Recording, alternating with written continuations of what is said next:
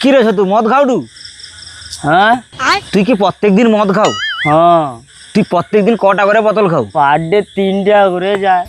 আরে তাইলে একটা একটা বোতলের দাম কত রে? একটা বোতলের দাম 200 টাকা করে ধরো। একটা একটা বোতলের দাম 200 টাকা করে?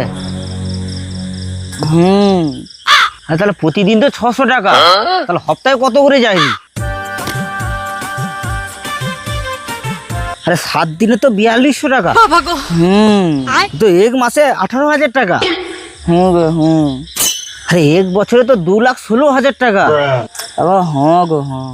তুই ক বছর ধরে খাওটু মদ? মিনিমাম 10 বছর।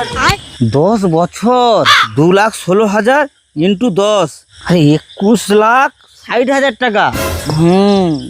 আরে তোর কাছে তো মহেন্দ্র থার হই তো রে। দাদা একটা কথা বলি, ঠিক আছে তুমি তো সাইকেল আসছো, তাহলে তোমার কটা মহেন্দ্র থার আছে? শালা থারের গল্প শোনা।